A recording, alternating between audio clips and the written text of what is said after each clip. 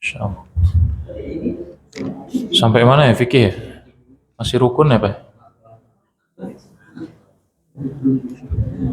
Siapa yang ingat? Rukun sholat belum selesai apa? Rukun apa? Hayat sholat ya?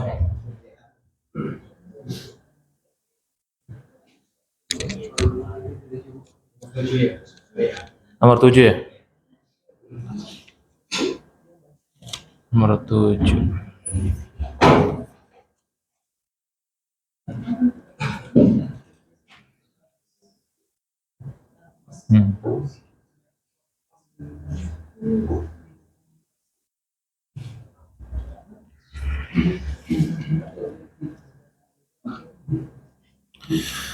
Bismillahirrahmanirrahim. Kita mulai. Bismillahirrahmanirrahim. Assalamualaikum warahmatullahi wabarakatuh. Innal hamdalillah nahmaduhu wa nasta'inuhu wa nastaghfiruh wa nastahdihi wa natubu ilaihi wa na'udzu bihi min syururi anfusina wa sayyiati a'malina. May yahdihillahu fala mudilla lahu wa may yudlil fala hadiya lahu. Asyhadu an la ilaha illallah wahdahu la syarika lah wa asyhadu anna Muhammadan abduhu wa rasuluhu la nabiyya wa la rasula ba'dah. Allahumma salli wa sallim wa jid wa barik ala nabiyyina wa rasulina wa habibina Muhammad ibn Abdullah wa ala alihi wa sahbihi wa mawalah wa ba'du. Salam. Allahumma la ilma lana illa ma 'allamtana wa 'allimna ma yanfa'una wa zidna ilman nafi'an wa 'amalan salihan ya rabbal alamin. Rabbana atina min ladunka rahmah wa hayyi' lana min amrina rasyada. Rabbana atina fid dunya hasanah wa fil akhirati hasanah wa qina adzabannar. Wa ba'du. Jamaah musallal ikhwan yang semoga senantiasa Allah muliakan. Alhamdulillah kita bersyukur kepada Allah atas nikmat dan karunia-Nya sehingga di malam hari ini, malam Jumat, kita bisa kembali berkumpul untuk melakukan atau melanjutkan kajian pekanan kita, yang mana pada malam hari ini kita akan kembali melanjutkan materi fikih yang kita ambil, kita kaji dari kitab Matan Abi Syuja'. Semoga apa yang kita lakukan ini Allah ridai dan semoga bisa menjadi pemberat timbangan pahala kita pada yaumul hisab. Amin ya rabbal alamin.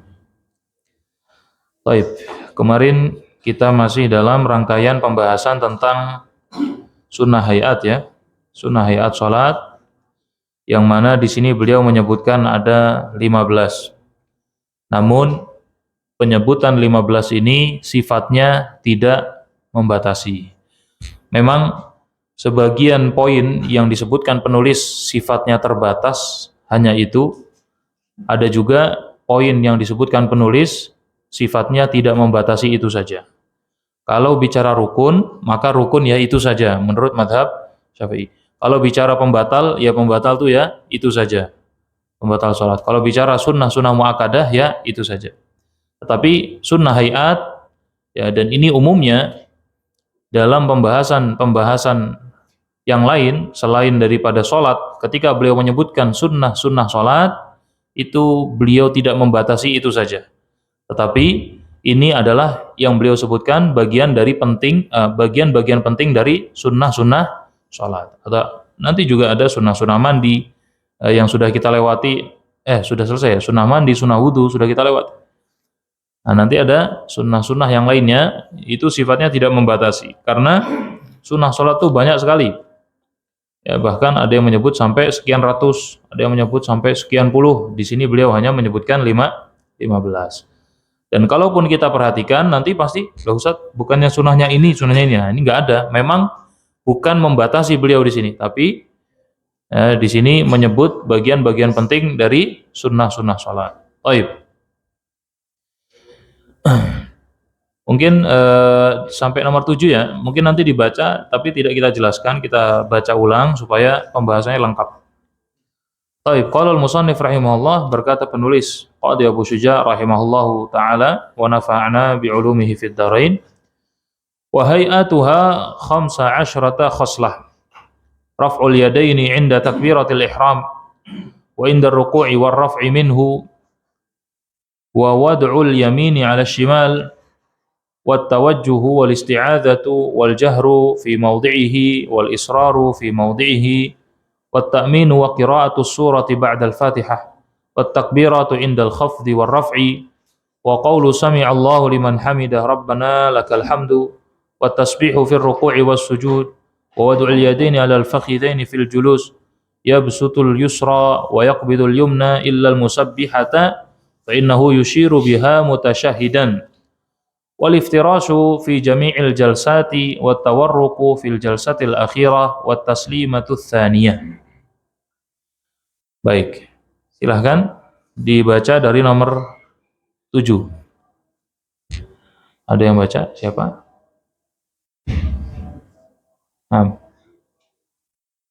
Dari nomor 7. Poin nomor 7. Membaca surat. Membaca surat lain setelah membaca Al-Fatihah. Lanjut. 8. Ketika hendak rukuk dan bangun dari rukuk, mengucapkan Bismillah liman hamidah. Sami Allah. Sami Allah liman hamidah. Rabbana lakal hamdu. Membaca tasbih dalam rukuk dan sujud.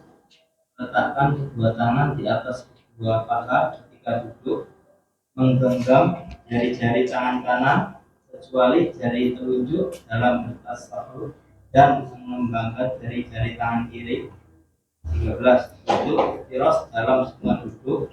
14. Duduk tawaruk pada saat duduk terakhir. 15. Melakukan salam kedua. Baik, ya ini pembahasan sunnah-sunnah sholat.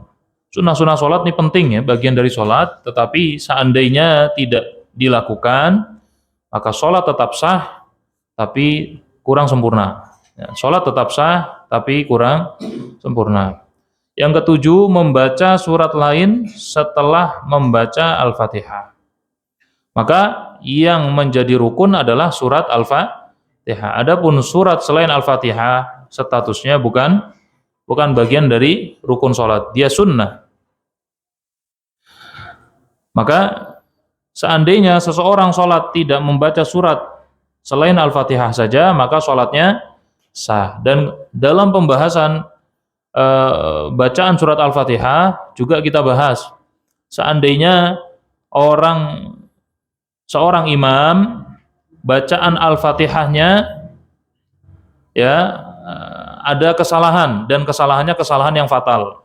Seperti memanjangkan yang tidak panjang, mentasydidkan yang tidak tasydid, menghilangkan tasydid pada huruf yang tasydid, tidak mengidghamkan huruf yang harusnya tidak idgham. Ya, ini termasuk khata' yang fahish, khata' yang buruk, kesalahan yang buruk. Maka kita tidak sah bermakmum kepadanya. Kita tidak sah bermakmum kepada imam yang bacaan Al-Fatihahnya banyak kesalahan, atau ada salahnya yang salahnya buruk sekali.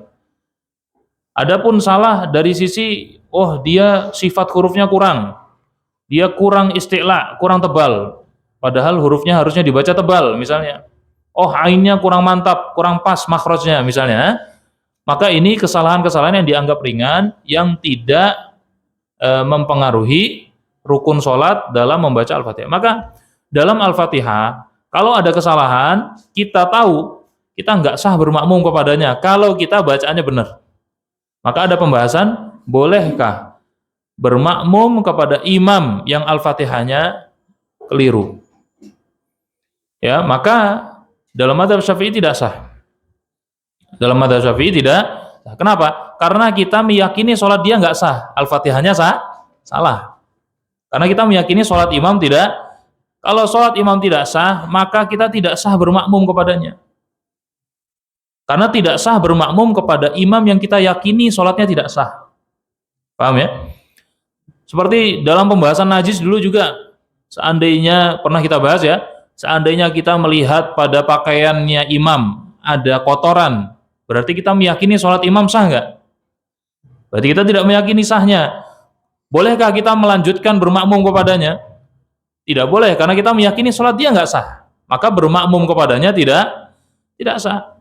Maka kita harus mufaraqah, niat untuk memisahkan diri. Mufaraqah itu adalah niat memisahkan diri dari bermakmum kepadanya. Kita melanjutkan sholat sendiri. Ya, apakah wajib mengingatkan imam yang ada kotorannya tadi? Tidak wajib. Tidak wajib bagi kita mengingatkan imam. Ya. Kalau diingatkan, boleh nggak? Boleh. Terus makmum, apakah sholatnya sah atau tidak? Misalnya imam kita kasih tahu, makmum udah bubar, selesai sholat kita temui imam, Afan Pak, baju antum tuh ada kotorannya tadi, pas lagi imam. Oh begitu. Nah makmum sah nggak sholatnya? Sah, karena makmum. Lah imam ini sah atau tidak sholatnya? Dia tahu setelah sholat, tapi tahu setelah sholatnya dikasih tahu bahwasannya orang yang di belakangnya melihat kotoran itu saat dia sholat, sah nggak sholatnya? Tidak sah, diulangi. Tetap diulangi. Ini dalam mazhab Syafi'i tetap diulangi, karena dia meyakini najis itu ada pada saat dia sholat. Makanya kalau kita menemui najis di pakaian, maka kita coba kira-kira ini najis kira-kira adanya kapan. Kalau kita nggak tahu pastinya, maka kita hukumi sah sholat. Tapi kalau kita yakin najis ini, oh iya, saya tadi sebelum berangkat sholat, itu saya duduk di bangkunya ada kotoran. Berarti sholatnya nggak sah, ulangi. Tapi kalau kita nggak ingat, kapan ya? Bisa jadi sebelum sholat, bisa jadi setelah sholat, maka sah sholatnya. Ya, nah ini sudah pernah kita bahas. Nah sekarang, kalau seandainya imam membaca surat bukan Al-Fatihah, ada kesalahannya, ada kesalahan parahnya. Ini mungkin banyak lah ya, imam yang seperti ini mungkin banyak. Kita bermakmum kepada seorang imam yang Al-Fatihahnya selamat, tapi bacaan suratnya kacau misalnya. Sah nggak? Sah, karena yang menjadi rukun adalah surat Al-Fatihah. Sedangkan surat selain Al-Fatihah itu bukan bagian dari rukun. Taib. Di sini ya dalam kitab Kifayatul Akhyar beliau mengatakan yusannu, disunahkan membaca surat setelah Al-Fatihah itu baik bagi imam, baik bagi orang yang sholat sendiri. Jadi bagi imam atau orang yang sholat sendiri. Bagi makmum berarti disunahkan nggak baca surat setelah Al-Fatihah? Bagi makmum tidak disunahkan. Ya, tidak disunahkan. Maka seorang makmum tidak perlu membaca surat setelah dia baca Al-Fatihah. Kenapa dia baca Al-Fatihah? Padahal imam sudah baca Al-Fatihah. Tentu sudah kita jelaskan dalam mazhab Syafi'i dan juga ya beberapa imam yang lain mewajibkan membaca surat Al-Fatihah baik dalam kondisi imam maupun menjadi makmum. Dan itu juga berlandaskan hadis ya. Sebagaimana hadis ini disahihkan Tirmidzi dan Daruqutni, ya, Nabi melarang seorang makmum membaca bacaan di belakang imam. Ya, Nabi mengatakan la taf'alu illa bi Fatihatil Kitab. Janganlah kamu lakukan, yakni membaca atau ikut bacaannya Rasulullah ghairu Fatihah, kecuali surat Al-Fatihah. Jadi Al-Fatihah boleh, selain Al-Fatihah enggak boleh. Jadi kalau jadi makmum sudah baca Al-Fatihah saja, setelah itu diam. Kemudian di sini beliau ya mengatakan, tentu ada hadis yang lain yang tidak kita baca semuanya.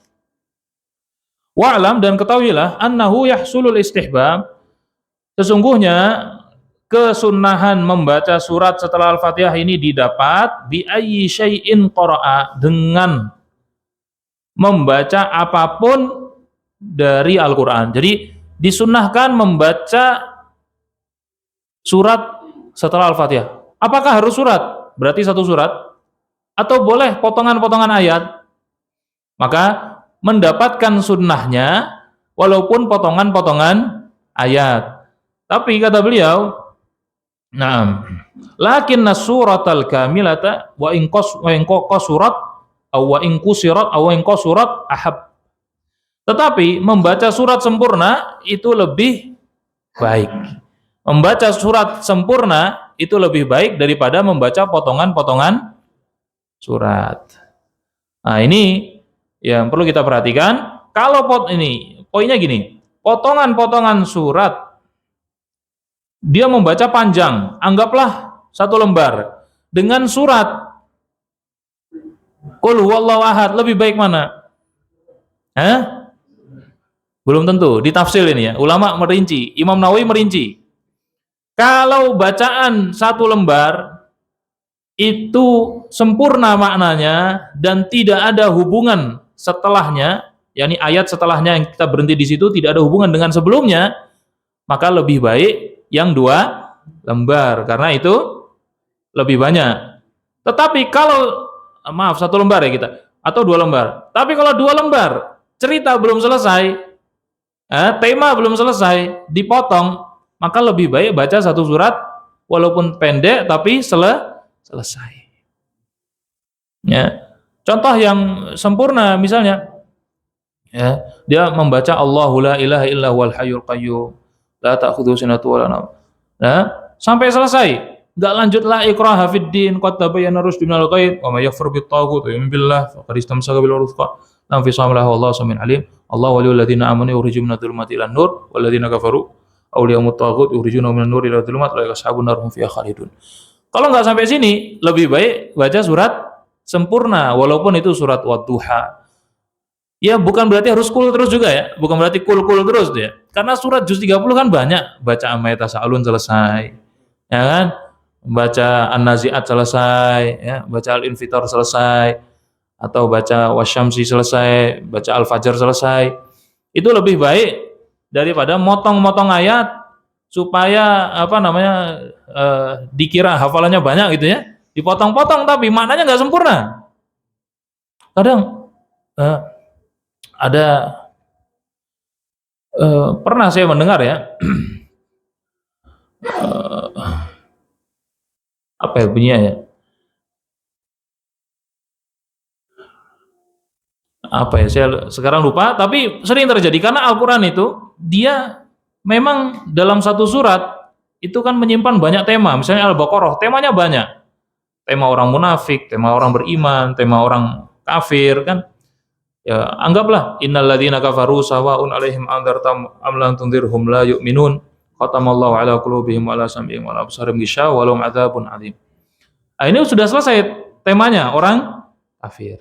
Wa minan nasi may yaqulu amanna billahi wal yawmil akhir wa ma hum bimu'minin. Ini tema orang munafik. Yukhadi'una Allah wal ladzina amanu wa ma yakhda'una illa anfusahum wa yash'urun fi qulubihim maradun fazadahumullahu maradan wa lahum 'adzabun 'alim bima kanu yakdzibun. Ini kalau berhenti di sini, itu sebenarnya belum selesai cerita munafik. Wa idza qila lahum la tufsidu fil kan masih cerita itu tentang mereka. Qalu innama ala inna muslimaka la yasurun. Wa idza laqul ladzina amanu masih belum selesai ini. Wa idza qalu ila syayatinihim qalu inna ma'akum inna nahnu mustahzi'un.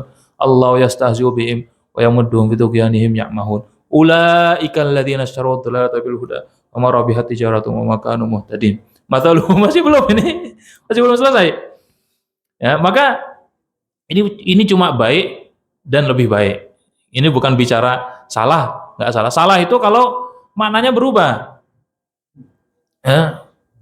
Ketika orang membaca misalnya surat Innama yastajibul ladzina yasma'una wal mauta. Sesungguhnya yang mendengar kalian adalah Innama yastajibul ladzina, mereka yang mendengar dan orang-orang yang sudah mati. Ini berhenti di sini maknanya rusak. Dan ada ayat-ayat yang modelnya kayak gitu. Kalau kita berhentinya sembarangan, maknanya bisa. Misalnya saya pernah kasih contoh juga, jannatin tajri kan banyak tuh ya. Jannatin tajri min tahtial anhar. Gimana ayatnya contohnya misalnya?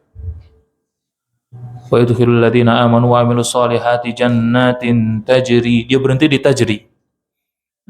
Dan Allah memasukkan orang-orang yang beriman dan beramal soleh ke dalam surga yang berlari. Surga yang berlari. Sebenarnya tajri min tahtihal anhar. Surga yang mengalir di bawahnya sungai. Harusnya berhentinya min tahtihal anhar sampai anhar. Itu baru oke gitu kan. Jannatun tajri, surga yang berlari-lari berarti ya. Kadang kalau sholat orang berhentinya sembarangan, ya tentu ini ya perlu belajar yang cukup teliti ya. Memang yang lebih baik ikut wakaf yang ada di Al-Quran. Nah, kadang kita ketika menjadi makmum dan kita paham sholat, kalau orang suka berhenti asal-asalan tuh kayak, aduh ini, ini maknanya bisa. Nah, maka ya ini lebih baik membaca surat pendek atau membaca surat nggak harus kul-kul ya, membaca surat selesai daripada potongan-potongan. Ya, kalau potongan ayat ya lebih baik dipastikan temanya sudah selesai, ganti tema yang lain. Nah, ini ditafsir oleh Imam An-Nawawi dan di sini disebutkan beliau, tapi kita tidak baca semuanya. Baik.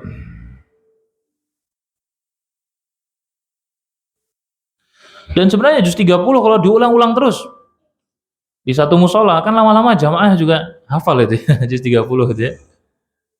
Nah, sesekali-kali baca surat Al-Infitar, sekali baca Al-Buruj, At-Tariq, Sabbih isma rabbikal a'la, ya kan?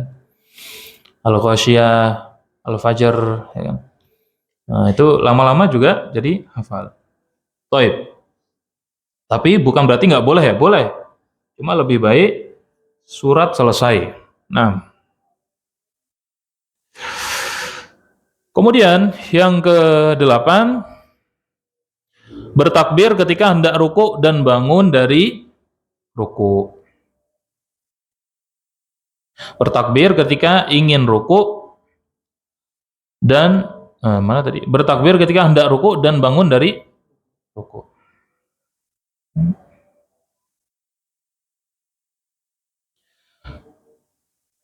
Bertakbir ketika ingin ruku. Ada wadih, Mau ruku kita Allahu Akbar. Bangun dari ruku baca Allahu Akbar juga. Sami Allahu liman hamidah. Ini sebentar coba. Wat takbirat indal khafdi. Ini terpisah. Bertakbir kita dulu. Lah ini salah ini.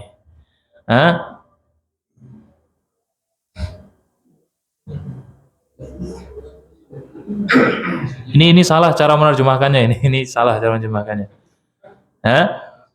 Wat takbirat, takbir ini kan bertakbir doang. Takbir ketika turun dan ketika bangun. Takbir ketika turun dan ketika bangun. Kan dalam gerakan sholat kan ada turun, ada juga bangun. Turun misalnya ruku, turun ya. Bangkit dari ruku, ini berdiri tapi bukan takbir. Tapi ini kan bangun sami Allahu liman hamidah. Kemudian turun lagi, takbir, sujud. Bangun dari sujud bilang apa juga? Takbir, Allahu Akbar. Turun lagi, takbir lagi, bangun lagi. Takbir. Berdiri. Nah, ini maksudnya takbir ketika turun dan bangun kecuali bangun dari ruku. Nah, lihat ini terjemahnya nih. Hati-hati ya. Karena di sini bisa kita pahami bertakbir ketika hendak ruku dan bangun dari ruku. Ada khata. Enggak mungkin bangun dari ruku ya, tidak mengucapkan lafaz yang aslinya kalau Bapak-bapak lihat di teks Arabnya ya. Wat takbirat ini di halaman 67 Arab yang paling bawah, wat takbirat ya. Halaman 67 Arab yang tulisan Arabnya yang paling bawah itu ada lafaz wat takbirat. Wat takbirat ya. Wat takbirat di sini dan takbir. Bukan hanya bertakbir sekali dan takbir ketika khafdi turun. Khafdun itu tuh turun. War raf'i dan juga ketika bangun. Baik turun maupun bangun itu banyak disunnahkan mengucapkan kecuali bangun dari di sini terjemahnya bertakbir ketika hendak ruku dan bangun. Ada kata. Ya ini terjemahnya perlu ada islah ini ya. Baik. Maka takbir disunnahkan. Takbir ya, ini bukan mengangkat tangan. Bedakan sunnah mengangkat tangan dengan sunnah takbir. Ya. Sunnah mengangkat tangan. Ya. Ini sudah kita bahas ya di sunnah yang pertama. Sudah pernah kita bahas di sunnah yang pertama. Maka di sini bertakbir-takbir atau takbir-takbir yang diucapkan ketika gerakan turun ataupun gerakan naik, kecuali ya saat naik dari ruku ya dia mengucapkan sami'allahu liman hamidah. Nah, sami'allahu liman hamidah, Rabbana lakal hamdu, ini lafaz yang ada dalam Sahih Al-Bukhari. Rabbana lakal hamd, atau juga boleh Rabbana walakal hamd dengan tambahan waw, atau Allahumma Rabbana lakal hamd, atau Allahumma Rabbana walakal hamdu. Ya. Ditambah juga boleh. Di sini juga ada ikhtilaf fir riwayah, ada perbedaan-perbedaan riwayat dalam bacaan doa saat i'tidal. Nah, apakah ini satu paket atau ini sami'allahu liman hamidah Rabbana lakal hamd? Kita ambil yang paling ringkas. Apakah satu paket ataukah ya sami'allahu liman hamidah ini zikir untuk naik, sedangkan saat i'tidal membaca Rabbana lakal hamd, atau sepaket sami'allahu liman hamidah Rabbana lakal hamd? Atau ini dua sunnah? Ini dua sunnah ya. Ketika naik disunahkan mengucapkan sami'allahu liman, ketika sudah tegak lurus Rabbana lakal hamd. Ya. Nah. Dan ini bagi makmum juga boleh, takbir bagi makmum juga disunahkan mengucapkan Allahu Akbar, sami'allahu liman hamidah juga diucapkan.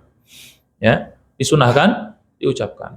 Dan saya sudah sampaikan bahkan dalam mazhab Imam Ahmad takbir perpindahan itu malah rukun dalam mazhab Imam Ahmad. Rukun takbir perpindahan. Jadi setiap pindahan ada takbir-takbir itu. Rukun dalam mazhab, bukan hanya takbiratul ihram. Ini pendapat dalam mazhab Imam Ahmad. Baik. Kemudian ya, mengucap sami'allahu liman hamidah Rabbana lakal hamd, ini dua ya. Sami'allahu liman hamidah ini zikir saat mau berdiri, sedangkan Rabbana lakal hamd zikir yang kita ucapkan saat sudah i'tidal, berdiri tegak. Baik. Tentu di sini ada hadisnya, ini kita baca ya. Karena Rasulullah SAW idza qama ila shalah yukabbir hina yakum yukabbir hina yarka' tsumma yaqul sami'allahu liman hamidah hina yarfa'u sulbahu minar ruku'. Ketika Nabi mengangkat sulbinya itu dari rukuknya, Nabi mengucapkan sami'allahu liman hamidah. Wa yaqul wa huwa qa'im, lalu Nabi mengucapkan lagi setelah beliau tegak berdiri, Rabbana lakal hamdu. Nah, hadis riwayat Imam Bukhari dan Imam Muslim. Kemudian membaca tasbih dalam rukuk dan sujud. Ya. Saat rukuk membaca, ini juga bacaannya macam-macam ya. Subhanakallah bihamdika Allahumma ighfirli. Ada yang membaca saat rukuk subhana rabbiyal azim wa bihamdi. Ada yang membaca saat sujud subhana rabbiyal ala. Ada yang membaca tetap subhanakallah bihamdika Allahumma ighfirli. Ini zikir-zikir ini sunnah ya. Seandainya pun tidak dibaca juga sah. Seandainya dibaca pun banyak lafaz-lafaz yang diajarkan Rasulullah. Yang paling sempurna dalam mengikuti sunnah Rasulullah terkadang menggunakan ini, terkadang menggunakan itu. Ya. Kalau kita tahu, kalau nggak tahu ya sudah pegang pakai satu lafaz yang biasa kita baca. Nah. Kemudian meletakkan kedua tangan wadulatain al-fakhidain, meletakkan kedua tangan di atas kedua paha ketika duduk. Ini juga sunnah. Meletakkan kedua tangan di atas kedua paha ketika duduk. Ya, ini sunnah. Jadi seandainya dia tidak meletakkan kedua tangan di atas paha, misalnya begini misalnya. Misal, batal nggak sholatnya? Tidak. Kalau dia maksudnya adalah kekhusyuan, tenang gitu ya. Tidak batal. Tetapi dia melakukan sesuatu yang tidak sempurna dalam sholatnya, mengurangi kualitas sholatnya, dan ngapain nyari-nyari yang aneh-aneh, dan itu kurang adab. Ini mau berantem apa gitu. Nah, atau orang Yahudi begitu ya. Nah, maka ini disunnahkan.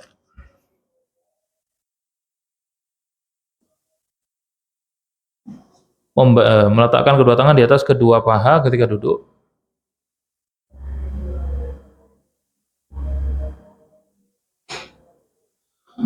Ya betul ilal musafa innahu yushiru mutasyahidan. Taib. Menggenggam jari dengan tangan kanan kecuali jari telunjuk dalam bertasyahud dan mengembangkan jari-jari tangan kiri. Menggenggam jari tangan kanan, ya, kecuali jari telunjuk dalam bertasyahud. Taib, ini pun juga ada banyak kaifiyah.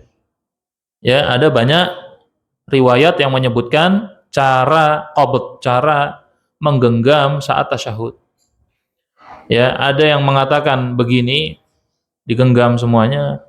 Ada yang mengatakan melingkarkan jari tengah dengan jari ibu jari. Ini semua dari riwayatnya. Ada juga yang mengatakan yang digenggam itu hanya 3, sedangkan telunjuk dan ibu jari itu dibentangkan. Ini semua ada riwayatnya. Ya, ada begini, ada begini digenggam. Sedangkan yang dipilih oleh penulis ini digenggam semuanya, berarti begini, dan dibentangkan hanya al-musabbihah. Nah, jari telunjuk. Kemudian ya di sini dalam mazhab Syafi'i kapan mengangkatnya, ini juga nih. Kapan mengangkat jari telunjuk?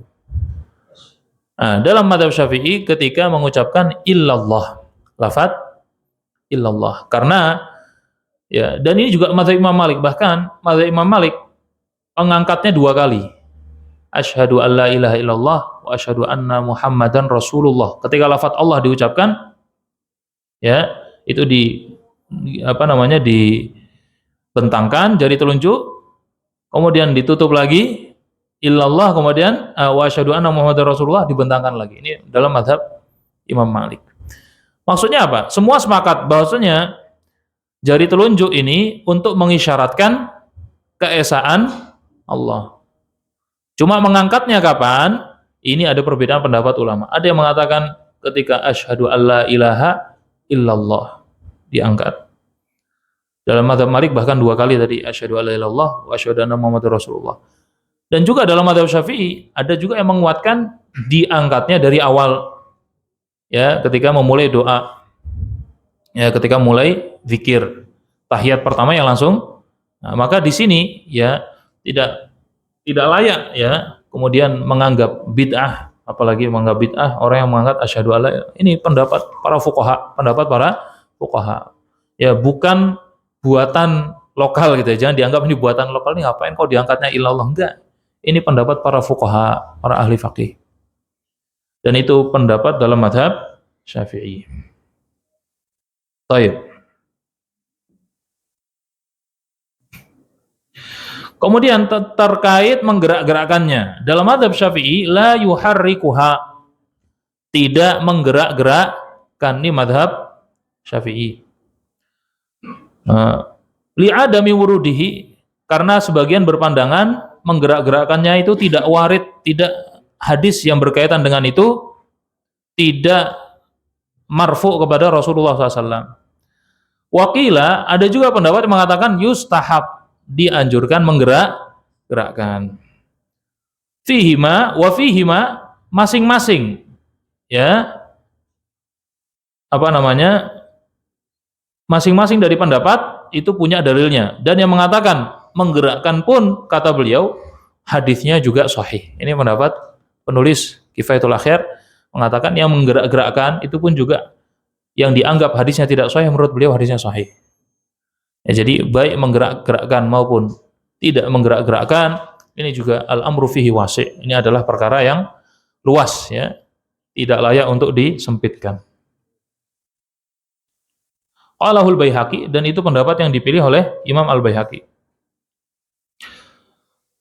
Wa fi wajh, dan ada juga yang berpendapat haram menggerak-gerakannya itu haram, membatalkan salat. Taib, menggerak-gerakkan haram, membatalkan salat kalau gerakannya berlebihan. Sampai tulang ini bergerak. Hah?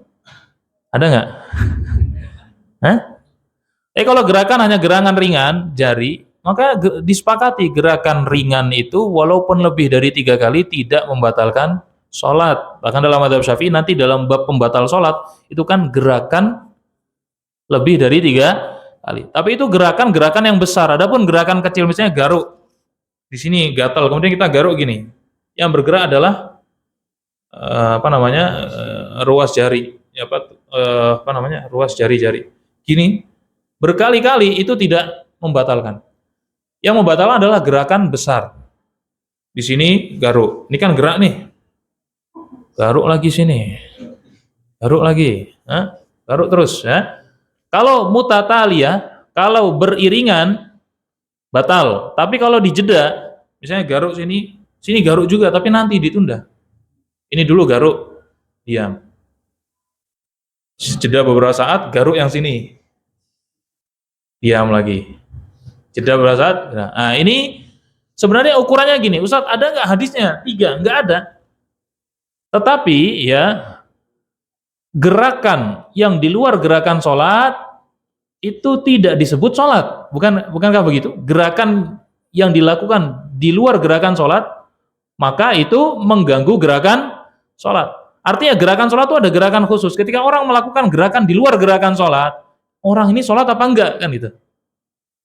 Maka ulama nanti di situ beda pendapat. Ukuran gerakan itu dikatakan sudah keluar dari gerakan sholat itu apa? Maka ulama Syafi'iyah mengatakan 3 kali gerakan besar itu sudah dikatakan tidak disebut sholat yang berentet.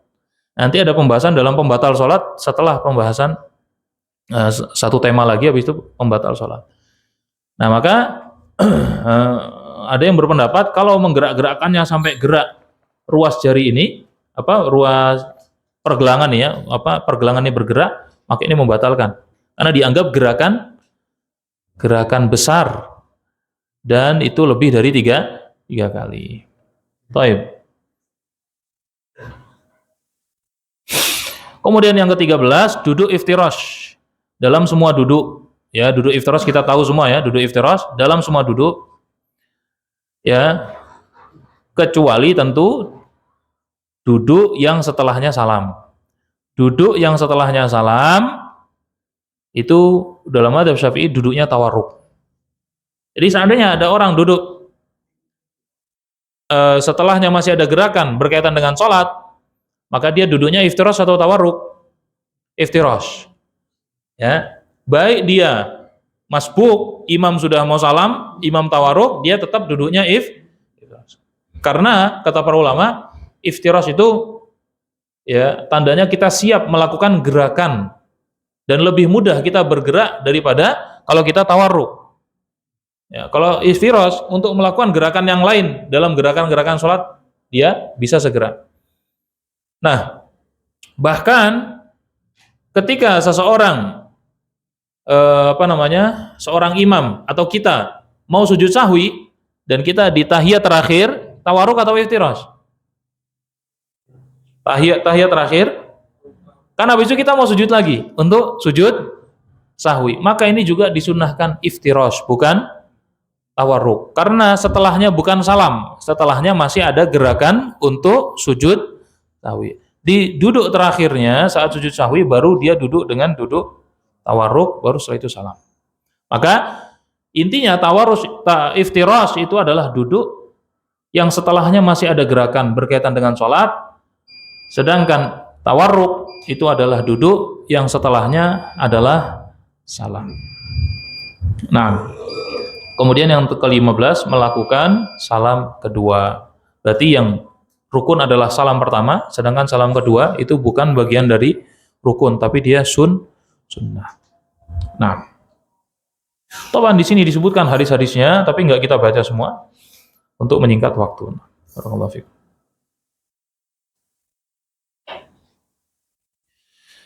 Baik. Kemudian di antara sunnah yang rasanya penting dan beliau tidak sebutkan adalah bacaan saat tahiyat akhir, yakni doa permohonan untuk dihindarkan dari 4 hal itu ya. Allahumma inni a'udzubika min adzabi jahannam atau min adzabil qabr, min fitnatil mahya wal mamat, wa min syarri fitnatil masiihid dajjal. Nah, ini termasuk sunnah yang penting sekali. Termasuk sunnah yang penting sekali yang hendaknya dilakukan seorang yang sholat. Baik, mungkin itu. Selanjutnya mungkin jika ada pertanyaan, tafadhol masyhurah. Tafadhol. Di masjid dekat saya itu hampir itu tempat saya berjamaah gitu. Masa Al-Fatihah tadi itu Apa? Al-Fatihah. iya. Itu baca beda dengan yang pada umumnya dengan baca gitu. Apa yang salah coba? Misalnya? Alhamdulillahirabbil alamin. Terus. Jadi panjang gitu. Baik. Nah itu Baik. saya salah gitu. Baik, kalau memanjangkan berlebih itu bukan termasuk kesalahan yang berat. Karena al-alamin itu memang dia kan mat apa? Mat adli sukun, bisa 2, bisa 4, bisa 6. Jadi dia ada potensi memang alhamdulillahirabbil alamin. Ar-Rahmanir Rahim. Taib, ngalamin kalau dia memang kan sudah pernah saya sampaikan. Alamin itu kalau memang dia berusaha mengucapkan tapi susah dan dia pengen membedakan antara dengan daripada dia gampang-gampangin kemudian dia alhamdulillahirabbil alamin susah karena sudah logatnya susah. Ya. Maka lebih baik yang dia nyoba-nyoba akhirnya bunyinya daripada dia mengucapkan alhamdulillahirabbil alamin secara sengaja. Karena alamin ini maknanya rusak sekali. Ya, segala puji bagi Allah, Rabbnya orang-orang yang sakit. Tuhannya orang-orang yang sakit. Alamin. Ya, maka lebih baik karena dia menghindari mengucapkan Maka kalau kesalahan yang ditanya adalah semacam itu masih enggak masalah. Dia memanjangkan berlebihan, ini masih tidak masalah. Yang masalah adalah yang tidak panjang dipanjangin, ya, atau yang panjang tidak dibaca panjang, dia baca pendek. Disebutkan para ulama ukuran parah atau tidak parah, diantaranya mengidghamkan yang tidak idgham, ya, misalnya gimana ya? Dia alhamdulillah. Jadi dia idghamkan mim pada dal. Padahal itu tidak ada hukum idgham. Misalnya alhamdulillah. Nah, makanya perlu juga latihan baca Al-Fatihah gitu. Baik, khususnya yang jadi imam. Ya sering tapi seminggu 2 kali itu sering ketemu imam itu saja dia ada perbedaan gitu. Baik, kalau memang tadi seperti yang Bapak sampaikan, kok ini panjang banget i-nya, itu masih nggak masalah. Walaupun secara ilmu tajwid tetap itu namanya lahan tapi dia khafi, bukan lahan yang sifatnya jali. Lahan khafi itu ya kayak tadi, seharusnya dia kurang bersih, ya. Harusnya tebel, tapi dia alhamdulillahi ra. Atau sebagian orang Padang ra, kan tidak dibaca ra. Sebagai orang Sumatera kadang bacanya ra.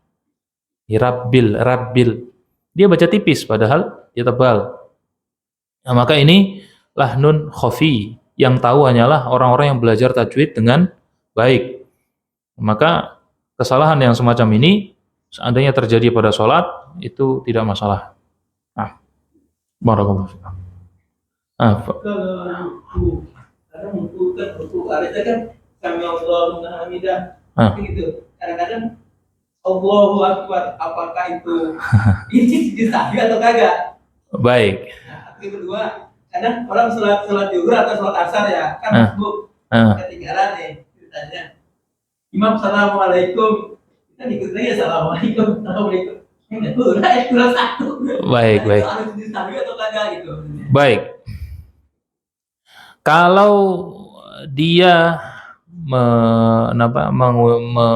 mengucapkan Allahu Akbar pertamanya pada ucapan Sami Allahu liman hamidah, maka dia melanggar pada sunnah hayat. Sunnah hayat kalau ditinggalkan itu tidak ada konsekuensi sujud sahwi.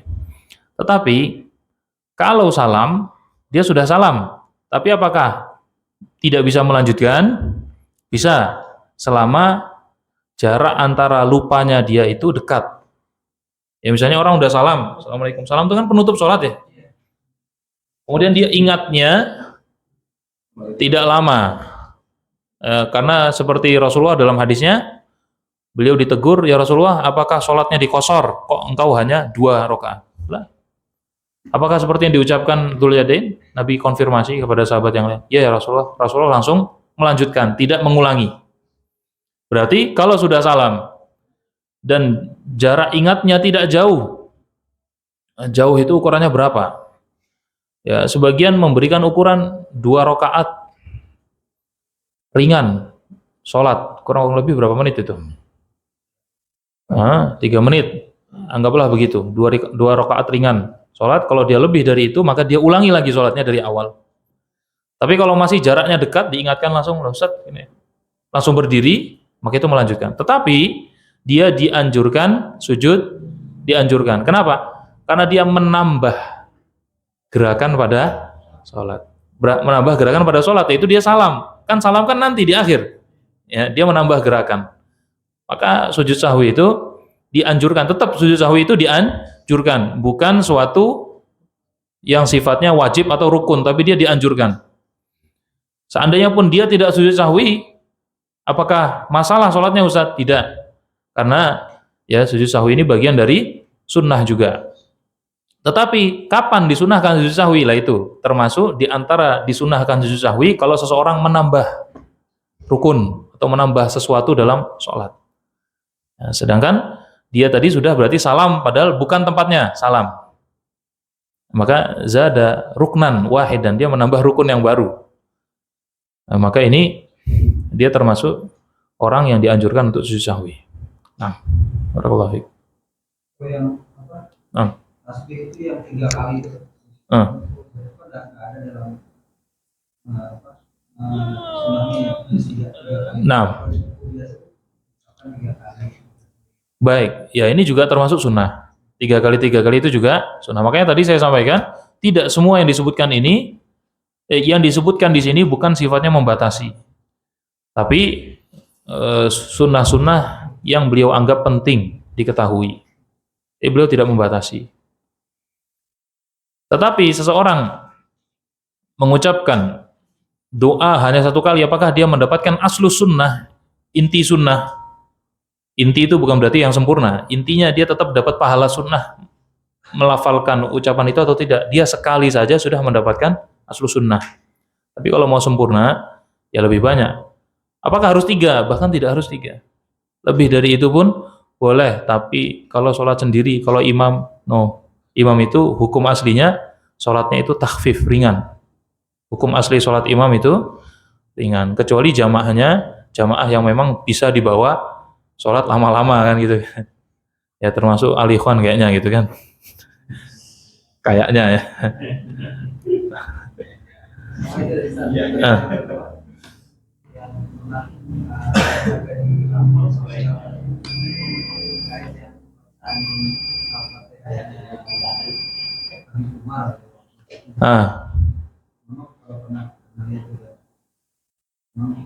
Bacanya ada sedikit berbeda itu, apakah ada waktunya apa? Baik. Kita di luar pembahasan secara pribadi ya terhadap Habib Umar. Tentu dia orang Islam, orang Muslim, dan sebagian menganggapnya sebagai ulama. Tapi saya juga pernah menyimak bacaannya. Memang ada lafaz membaca